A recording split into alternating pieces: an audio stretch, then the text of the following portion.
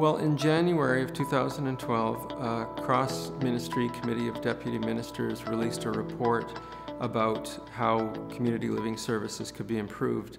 And one of the key recommendations was that people with developmental disabilities themselves should be directly consulted about their experiences in the service system and their thoughts about how the system could be improved.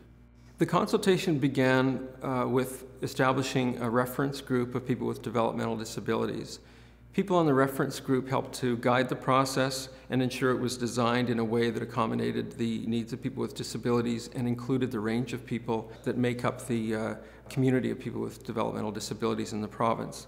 After the reference group met, we proceeded with a series of interviews and meetings in the community. Meetings were held either one-to-one or in small groups. The participants were asked a series of questions that had been vetted with the reference group and asked people about the kinds of services they received, what worked well, what didn't work well, and what an ideal service system would look like. I think that the most important thing that happened in this consultation is that new leaders emerged, people who have not been asked for their opinions in the past, and it reaffirmed that people with developmental disabilities have tremendous insights into their own experiences, into their communities, into how a more inclusive community can be created. One of the best known of these leaders was Barb Goode, and I've had the opportunity to be involved with Barb in a number of activities and projects over the last 20 years. So Barb is really, I think, a central figure in this process. She was part of the reference group. She was one of the community meeting participants, and her values make up all of the good things that this report reflects. Well, Barb, thanks for sitting down and chatting with me. We're going to have a little conversation about our experience over the last 2 months with the self-advocacy engagement process. I was very honored to be involved, but I think for me, hearing people's stories over the years, it was neat because there were so many different stories that have been changed over the years. Barb, why do you think it was important to have self-advocates involved in the process? I just think it's important to have people involved with the services because to help with the planning and be involved as much as possible. Why do you think it was important that we went to communities maybe that didn't get visited and didn't get involved in things like this very often? Because not everybody, like people that are out in the boonies, they might not, they have different stories. Yeah. Like being isolated, more isolated than down here.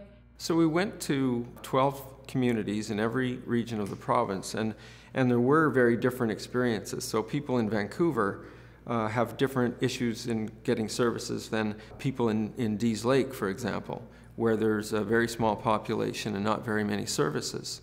And it would be harder for people to get around to services. Yeah, good point. Transportation.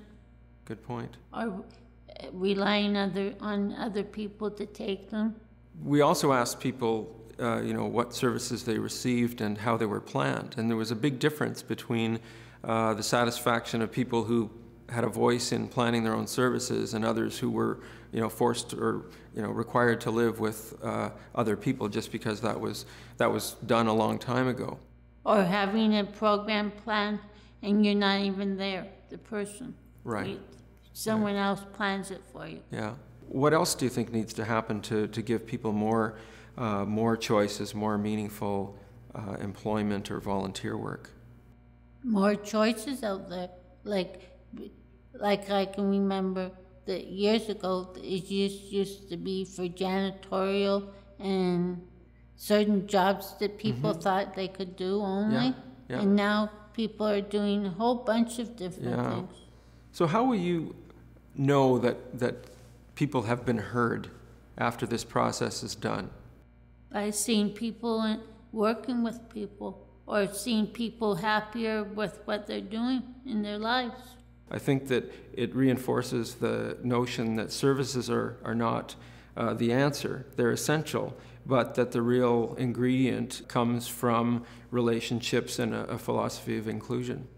So I hope it serves as a model for ongoing consultations, which I know are important to you, to ensure that self-advocates have a voice in making the service system better and the community more inclusive. So I want to thank you again for everything that you contributed to the process.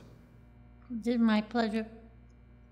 I like doing this kind of thing, educating other people about what's going on.